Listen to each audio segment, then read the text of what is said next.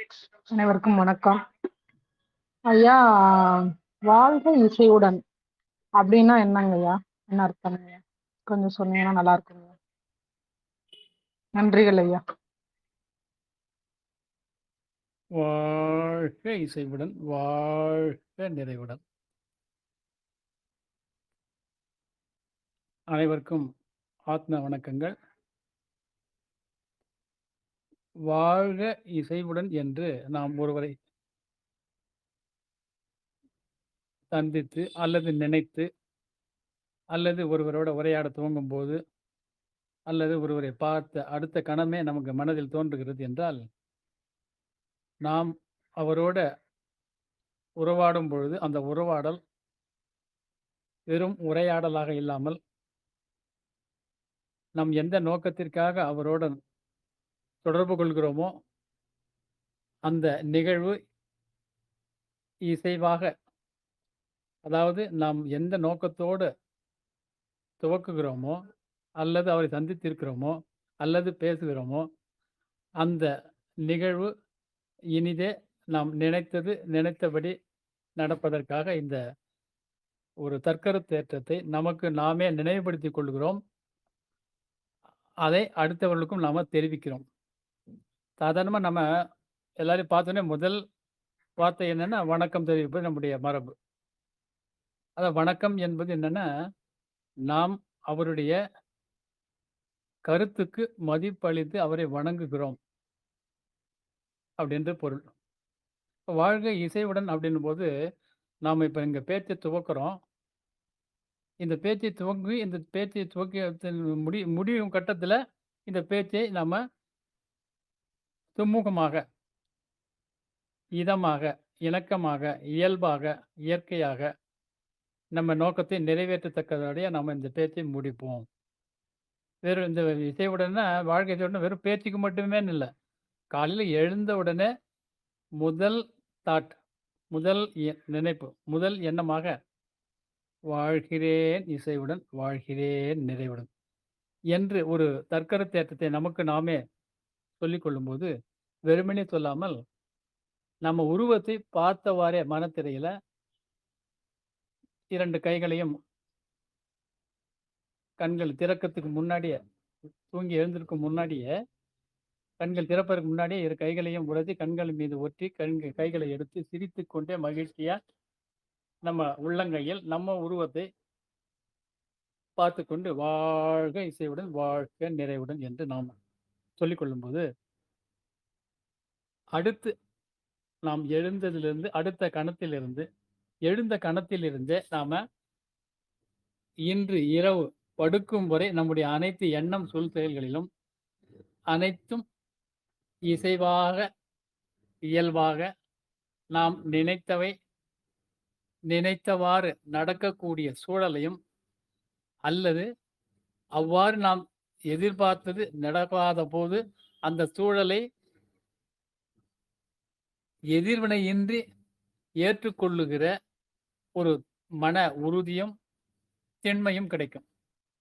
அதே போல் அடுத்தவங்களை நாம வாழ்க இசைவுடன் அப்படின்னு சொல்லும் பொழுது அந்த இசைவு என்பது எங்கே துவங்குகிறது என்று பார்த்தால் நம்முடைய பிறப்புக்கு முன்னரே, நம்முடைய பிறப்புக்கு முன்ன என்னன்னு பார்த்தோம்னா நம்முடைய முன்னோர்கள், அவங்களுக்கு முன்ன என்னன்னு பார்த்தோம்னா அப்படியே பின்னோக்கி சென்று கொண்டே இருக்கும்பொழுது அவருடைய முன்னோர்கள் ஆதி மனிதர். அந்த ஆதி மனிதருக்கு முன்னாடி ஐயறிவு, நாலறிவு, மூவறிவு, ஈரறிவு, ஓரறிவு உயிரினங்கள். அந்த உயிரினங்களுக்கு முன்னாடி ஓர் உணர்வு, அதாவது தொடு உணர்வு மட்டுமே இருக்கக்கூடிய தாவரங்கள். அதற்கும் முன்னாடியே பார்த்தோம்னா கனிமங்கள். அந்த கனிமங்கள் இருந்திருக்கின்ற அண்டாக்கோள்கள். அந்த அண்டாக்கோள்களுக்கு முன்னாடி நாம அப்படியே நம்முடைய முன்னோக்கி நம்முடைய நாம் எங்கிருந்து வந்தோம் என்பதை பின்னோக்கி நாம பயணிக்கும்போது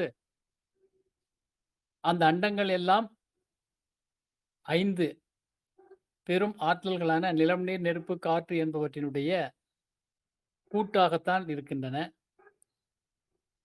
அவற்றுக்கும் முன்னாடி நாம அப்படியே பயணம் செய்யும் பொழுது முன்னோக்கி அவைகள் அணுக்களாக இருந்தன.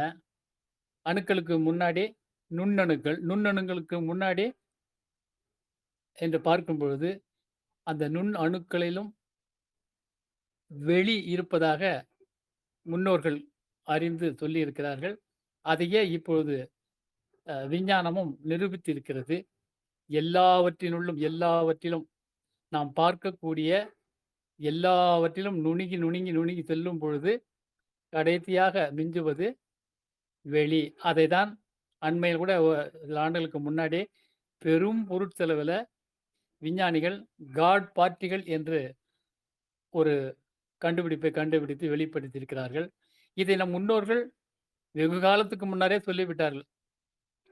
அங்கு இருந்து ஆரம்பிக்கிறது இந்த இசைவு.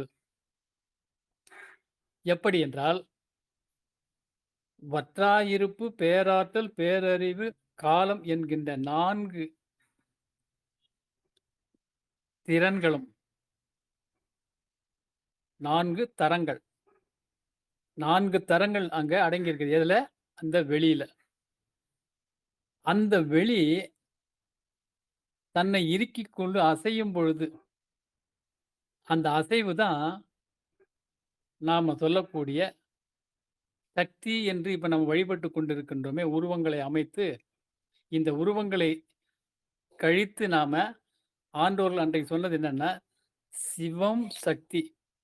அந்த சிவம் என்பது 4 தரங்களையும் உள்ளடக்கிய என்னென்ன தரங்கள்?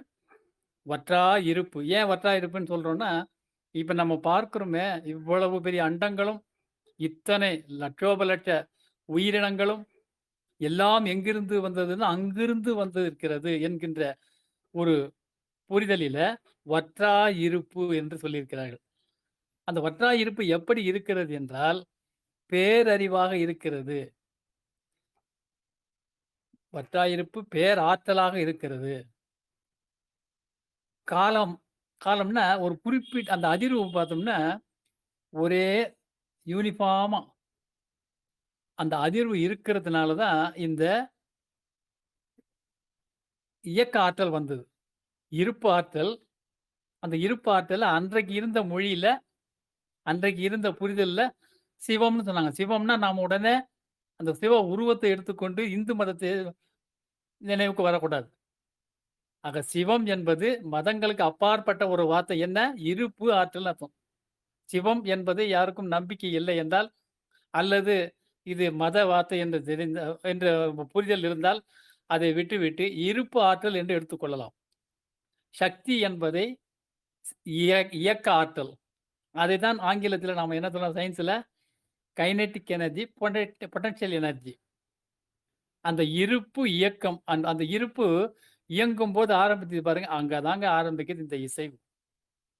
அங்கே ஆரம்பித்த இசைவு தொடர்ந்து அது அதிர்ந்து கொண்டே இருக்கும் பொழுது, அந்த அதிர்விலிருந்து வந்த ஒரு அலை மீண்டும் அந்த இருப்போடவே மோதும் பொழுது, அங்கே மற்றொரு அலை உருவாகி, இவற்றுக்குள்ள இந்த அலைகள் பெருகி, பெருகி, பெருகி, பெருகி, பல்கி பெருகி, அந்த அந்த தொடர் இயக்கத்தில வந்தது தான் இந்த காந்தம் என்ற முதல் துவக்கம். முதல் அழுத்தம் எனும் உந்து ஆற்றல் ஒன்றே. அணுமுதலாய் அண்டகோடி அனைத்தும் ஆகிவிட்டது. அங்கே ஆரம்பித்த அந்த இசைவு, என்ன அசைவு? விட்டு விட்டு அசையும் பொழுது, அந்த ஒரு இயல்பான ஒரு ஒழுங்குமுறை. அந்த இசைவுன்னா என்னன்னா, ஒழுங்குமுறை. வேற ஒண்ணும் இல்லைங்க. இசைவுன்னா ஒழுங்குமுறை, அளவு முறை. அந்த இயக்க ஆற்றலானது ஒரு ஒழுங்கோட இயங்கிக் கொண்டு வரும் பொழுது, அதற்கு அங்கே இசைவு என்ற பெயர் வருகிறது. அந்த இசைவானது எப்படி இயங்கிக் கொண்டிருக்கிறது என்றால், இந்த 5ஆக விரிந்து எது? வெளி என்கின்ற ஸ்பேஸ்ல அதுதான் வெளி. ஆகாயம் அப்படின்னு சொல்றது. அந்த ஆகாயத்திலிருந்து காற்று. அந்த காற்றிலிருந்து அந்த காற்று அழுத்தம் அதிகமாகும்போது, அழுத்த காற்று என்று பெயர் பெற்றது. அது ஒளியானது. அந்த அழுத்த காற்றிலிருந்து நீர். அந்த நீரிலிருந்து நிலம். இந்த நிலம். இது எல்லாம் இணைந்து வெவ்வேறு அளவுகளில் இணைந்து மாறுபட்டு இந்த பஞ்சபூதங்கள் தரம் மாறி தோன்றுவதே பிறப்பு. உயிரினங்களின் பிறப்பு. அதற்கு முன்னாடி அண்டக்கோள்கள்.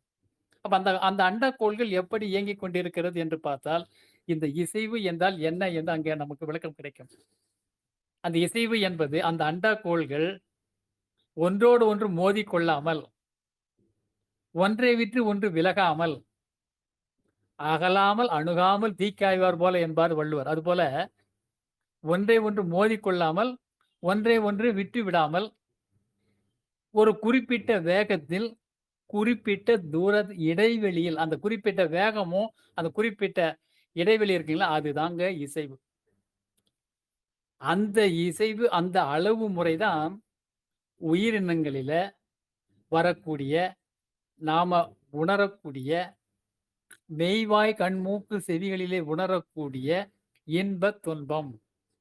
இன்ப துன்பம் என்றதென்ன இவை இரண்டும் ஆராய்ந்தால் அனுப இயற்கையில் எங்கும் எதிலும் இன்பமே நிறைந்துள்ளது. அனுபோகத்திற்கு அளவு முறை மாறும்போது, அந்த அளவு முறை மாறும்போது அப்படின்றத நம்ம இசைவாக இல்லை என்றால் அப்படின்றோம். அந்த இசைவுன்றது அதுதான். இந்த இசைவை நாம எங்கெல்லாம் பார்க்கிறோம் அப்படின்னா, அங்கே துவங்கி எங்க அண்ட கோள்களில் துவங்கி நம்ம வரைக்கும் அந்த இசைவு தொடர்ந்து கொண்டே வருகிறது. ஆனால் அதற்கு வேற வேற பேர் வச்சுட்டோம். அதான். அதனால இசைவுன்னா என்னன்னு இப்ப நம்ம இத பேசும்போது நெறைய பேருக்கு சந்தேகம் வரும்.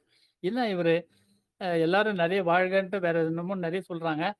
வாழ்க வளமுடன் அப்படின்னு சொல்லுவாங்க. வாழ்க நெறைய சொல்லுவாங்க. இது என்ன இசைவுன்ற புது வார்த்தை அப்படின்னு எல்லாருக்கும் இந்த கேள்வி எழுவது இயற்கை. அப்போ நம்ம புரிந்து கொள்ள வேண்டியது என்னவென்றால், இசைவு என்பது ஆதியிலே துவங்கி நம்முடைய வாழ்வின் ஒவ்வொரு கட்டத்திலும் இருக்கிறது. உதாரணத்துக்கு பார்க்கிறோம் பாருங்க. இப்போ ஒவ்வொருத்தரும் ஒவ்வொரு பொழுதுபோக்கை விரும்புகிறார்கள். அவர்களுடைய மன உற்சாகத்துக்கும், பொழுதுபோக்கவும் ஒவ்வொரு பொழுதுபோக்கு பொழுதுபோக்கு அப்படின்னு பார்க்கும் பொழுது, இப்ப கிரிக்கெட் பார்க்குறாங்க. ஒருவர் வந்து நடனத்த பார்க்குறார். விரும்பி பார்க்குறார். ஒருத்தரு பாட்டை விரும்பி கேட்கிறார். ஒருத்தரு விளையாட்ட பார்க்குறாங்க. ஒருத்தரு இலக்கிய கவிகள், கவிதை, கட்டுரை அந்த மாரி ஒருத்தரு விஞ்ஞான இதுகள படிக்கிறாங்க. ஒவ்வொருத்தரு ஒவ்வொரு விருப்பங்கள். இப்போ நாம இவ்வளவு பேரும் உலகத்துல எத்தன பேர் இருக்கிறோமோ, அத்தன பேருக்கும் ஒரே விருப்பம் இருக்கிறது கிடையாது. எல்லாரும் ஒவ்வொன்றை விரும்புகிறார்கள். ஆனா, அந்த எல்லாரும் விரும்புவது எது? அவர்கள் விரும்பியது வேறு வேறாக இருந்தாலும், அவர்கள் எல்லாருடைய விருப்பத்திலும் அ அடிப்படையாக இருப்பது எது என்றால், இந்த இசைவு என்றுதாங்க. இதை புரிந்து கொண்டால் போதுங்க. வாழ்வில எல்லா சிக்கல்களும் தீர்ந்துரும். எல்லா கருத்து வேறுபாடுகளும் தீர்ந்துரும். அப்போ நம்ம எதை நம்ம இசைவு அப்படின்றோம்னா, எல்லாத்தையும் இசைவு தான். அந்த இசைவுக்கு வேற பேர் வச்சுட்டோம். என்ன பேர் வச்சுட்டோம் அப்படின்னா, இப்போ உதாரணத்துக்கு சொல்றேன். இசை அப்படின்றோம். இப்ப நான் இப்ப பேசிட்டு இருக்கிறேன். இந்த இசை இது வந்து இயல்பா பேசிட்டு இருக்கிறோம். இது யாருக்கும் அந்த அளவுக்கு ஒரு நாட்டம் இருக்காது. நாட்டம் இருக்காதுன்னா, கருத்துல தேவைப்படுறவங்க கேட்பாங்க. இத ரசிக்கிற மாதிரி யாரும் இருப்பாங்களான்னா இருக்க மாட்டோம். ஏன்னா, இதையே நானு இப்ப இவ்வளோ நேரம் பேசினதையே ஒரு இசையா பாடுனேன்னு வச்சுக்கங்க, அப்ப ரசிப்பாங்க. அப்ப அங்க என்ன நடக்குது அப்படின்னா, இந்த பேச்சுல பேசும்போது, அந்த சொற்களை கோர்வையாக்கி, இசைவாக நான் பாடும்பொழுது, இசைவாகன்னா அளவாக, முறையாக நினைவில் நிறுத்துற அளவுக்கு அந்த கருத்து அந்த ராகம் இசையும் பொழுது, அப்போ ஒலியில அப்ப நம்மோ இசைன்றது என்னன்னு தெரிஞ்சுக்கணும் அப்படின்னா, அதுக்கு என்ன எப்படி புரிஞ்சுக்கிறதுன்னா, நான் இப்போ பேசுறேன். பேசுறது ஒரு ஒலி தான். நான் பாடுறேன்னு வச்சுக்கங்க, பாடுறதும் ஒரு ஒலி தான். அதுக்கும் என்ன வித்தியன்னா, அந்த இசையை நான் பாடும்பொழுது, என்னுடைய ஓசை ஒரே சீராக ஒரு வரையறைக்குள், ஒரு அளவு முறையோட வரும்பொழுது, அத கேட்கணும் அப்படின்னு தோணும். அதோட அத நினைவில் நிறுத்தவும் சுலபமா இருக்கும். இப்போ உதாரணத்துக்கு, இப்ப இந்த முதல்ல சொன்னேன் இல்லைங்களா? "அழுத்தமெனும் உந்து ஆற்றல் ஒன்றைக் கொண்டே அணுமுதலாய் அண்டகோடி அனைத்துமாகி வழுத்தும் ஓரறிவு முதலைந்தும் மாறும் வகை வகையாம் உயிரினங்களாகி முழு திறனுடன் இயங்கி முடியும் முழு முதற் பொருளேனும் அறிவாயாற்றும் பழுத்த நிலை வரும் வரையில் நீ நான் என்றோம் பதமடைந்தோம் ஒன்றானோம் பரமானந்தம். இப்போ இவ்வளவு நேரம் நம்ம பேசிய உரையாடலாக பேசிய கருத்துக்கள அடக்கி தான் இப்ப இந்த பாடல். இப்போ இந்த இவ்வளவு நேரம் அந்த பேசின அந்த உரையாடல் மனதில் நிற்பதை விட, இந்த பாடல் வந்து நமக்கு இறுதி வரை நமக்கு இதில புரிந்து கொண்டு, இதன் பிரகாரம் இதை ஒட்டி நம்முடைய வாழ்வை அமைத்துக் கொள்ளும்போது, இந்த பாடல் மறக்கவே மறக்காதுங்க. அப்ப அங்க என்ன நடக்கிறது அப்டின்னா, நான் உரையாடலா சொல்லுவதும் ஒலிதான். இப்ப இசையா பண்றதும் ஒலிதான். இது 2க்கும் என்ன வித்தியாசம் அப்டின்னா, என்னுடைய பேச்சில் ஒரு இசைவு இருந்தால், அதை நான் இசை என்கின்றேன். இப்போ மெல்லிசை பாடல்ல நாம பாடுவதற்கு இந்த சில கருவிகளை பயன்படுத்துறோம். உதாரணத்துக்கு இப்போ கடம் அப்படின்னு ஒரு கருவி இருக்குங்க. அந்த கடம் வாசிக்கும்போது என்ன அருமையா இருக்குங்க.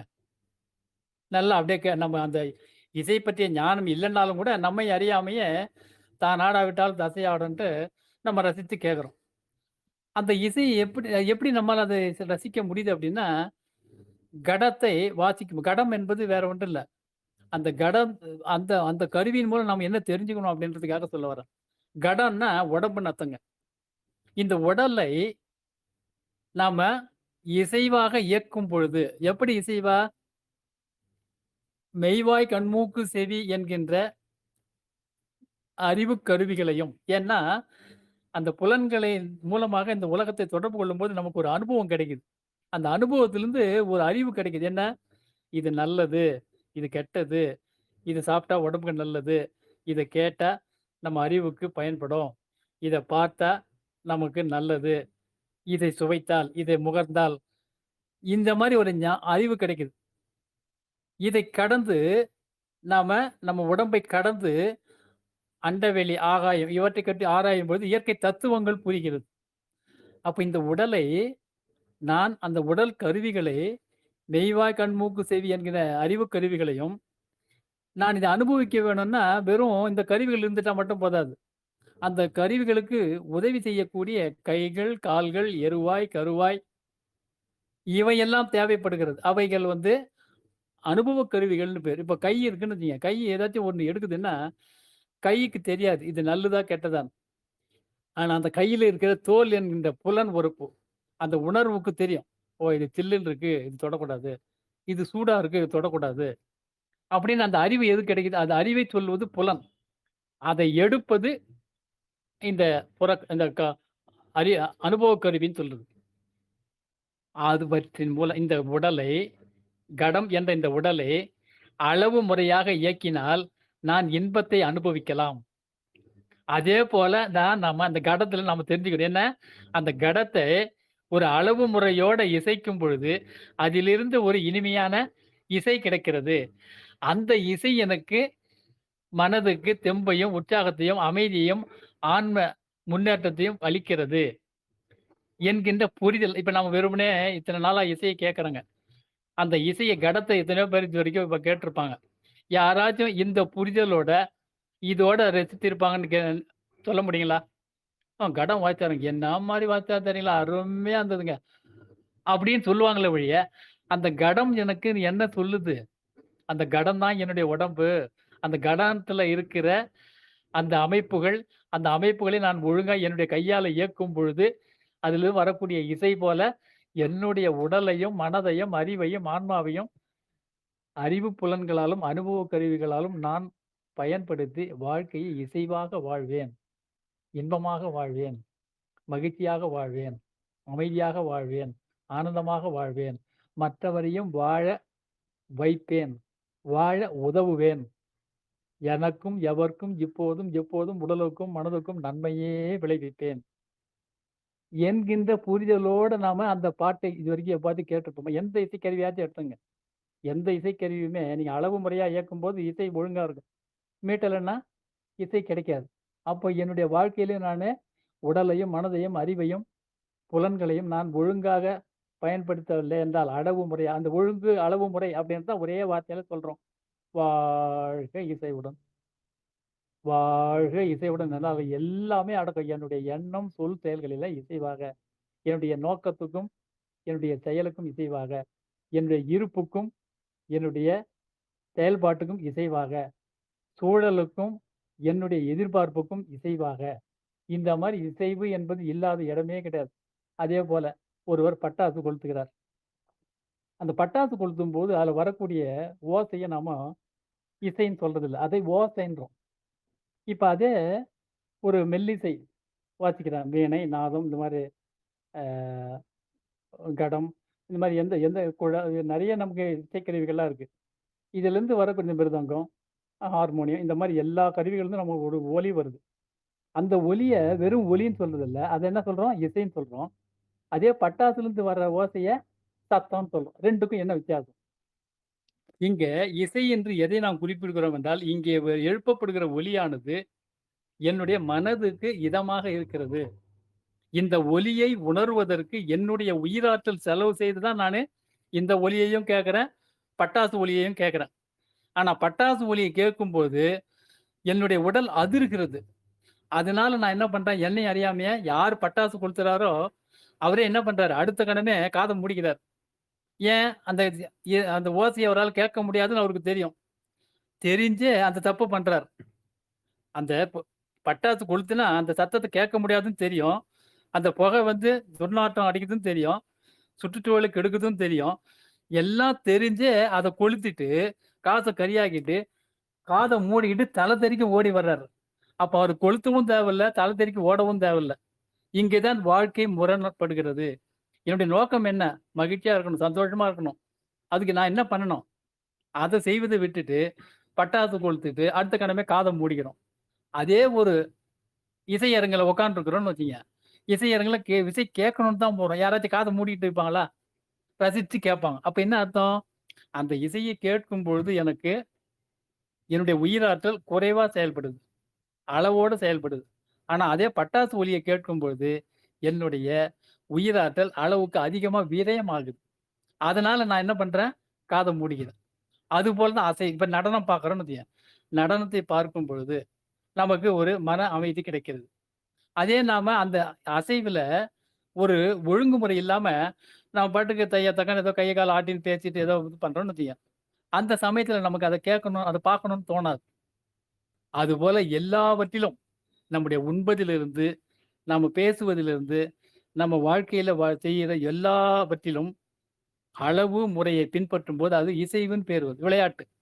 விளையாட்டுன்னா குறிப்பிட்ட நேரத்துக்குள்ள, குறிப்பிட்ட இலக்கை அடையும்படியாக அளவு முறையோட விளையாடுறதுக்கு பேர் விளையாட்டு. அதே விளையாட்டு நம்ம தெருல யாராச்சும் விளையாடிட்டு இருந்தாங்கன்னா, அவ்வளவா ரசிச்சு பார்க்கறதில்ல. ஏன்னா, அதுல ஒரு அந்த இசைவு இருக்காது. எங்கெல்லாம் நாம இசைவு இருக்கோ, அதுக்கு ஒவ்வொரு பேர் வச்சிருக்கிறோம். விளையாட்டு. அது ஒரு இசைவு. என்ன? அசைவில் இசைவு விளையாட்டு.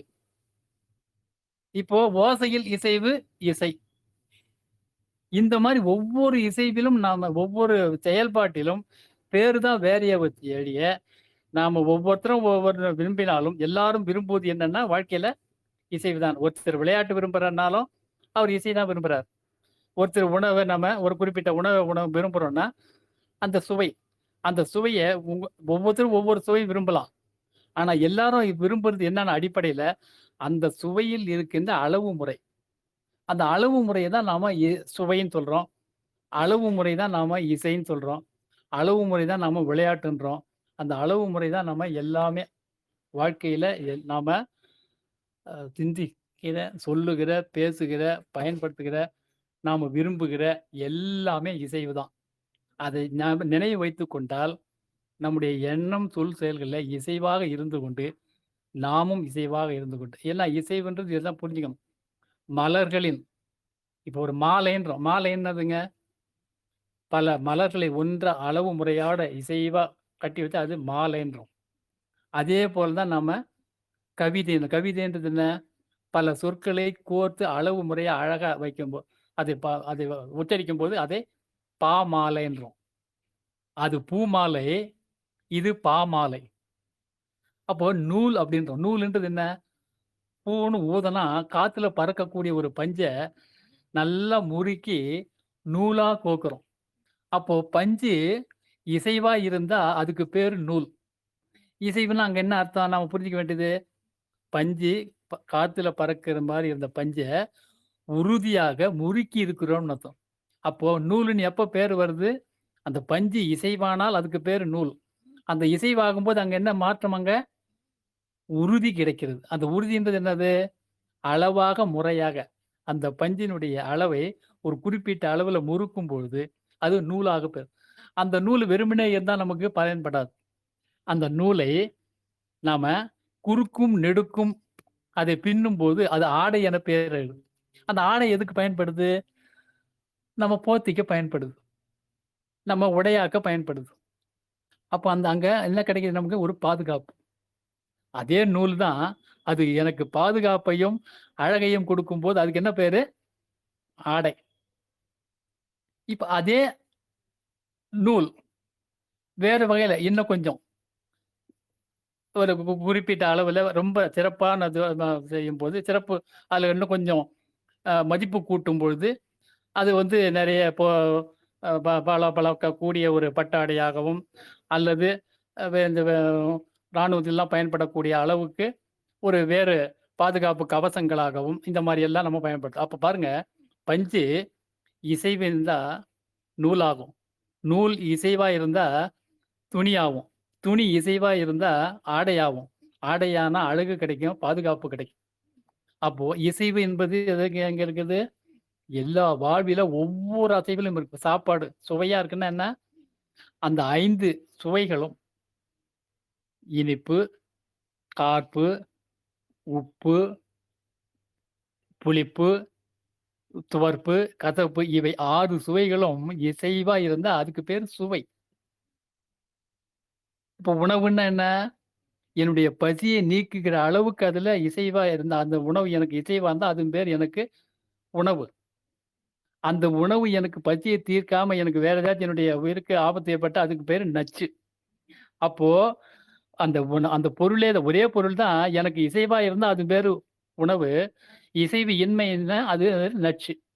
அப்ப நம்ம வாழ்க்கையில எதை நாம் பயன்படுத்துகிறோம், எப்படி பயன்படுத்துகிறோம், எப்படி பேசுகிறோம், எப்படி தொடர்பு கொள்கிறோம், அதை பொறுத்து தான் நமக்கு வாழ்க்கையில நடக்கக்கூடிய எல்லா அனுபவங்களும் இதுதாங்க. இது இது இதை ஞாபகம் வைத்துக் கொண்டால் மண்ணு இருக்கு. மண்ணு வந்து வெறும் தூசுன்னு வச்சீங்க. அந்த மண்ண வந்து பக்குவப்படுத்தி சிமெண்ட் ஆக்குறாங்க. துளிகளின் கூட்டமே கடல், துகள்களின் கூட்டமே மலை. அந்த துகள்கள் எல்லாம் மண்ணாகுது. மண்ணு பராசம் பண்ணும்போது செங்கல் ஆகுது. அந்த செங்கல்கள நாம ஒன்றாக இசைவாக அடுக்கி, அதை உரிய பாதுகாப்பு அமர்ந்தல் செய்யும்போது அதுக்கு வீடுன்னு பேர் வருது. இப்ப பாருங்க, வெறும் மண்ணா இருந்தது இப்ப வீடா இருக்கு. அந்த மண்ணுக்கும் வீட்டுக்கும் இடையில என்னென்ன பண்ணியிருக்கிறோம் நாம? மண்ணை இசைவாக்கி கல்லாக்கணும், கல்லை இசைவாக்கி சுவராக்கணும், சுவரை இசைவாக்கி கட்டிடமாக்கிறோம். அப்போ கட்டிடம்னு என்னது? வெறும் மண்ணா இருந்தது தெர்ல. இப்ப கட்டிடமானதுனால, உள்ள பாதுகாப்பா நாம இருக்கிறோம். அப்போ நம்ம தட்பவெப்பத்திலிருந்து நம்மள காப்பாத்திக்கிறோம். பிற உயிரிலிருந்து நம்ம பாதுகாத்துக்கிறோம். பிற வேற்று உயிர்களிலிருந்து பாதுகாத்துக்கிறோம். அப்ப அந்த பாதுகாப்பு குடுக்கும்போது, அது இசைவு என்று பெயர் பெறுகிறது. அது கட்டடம்னு பேர் வாங்கும். அதனால இத மாரி ஒவ்வொன்றிலும் நாம எடுத்துக்கொள்ளலாம்.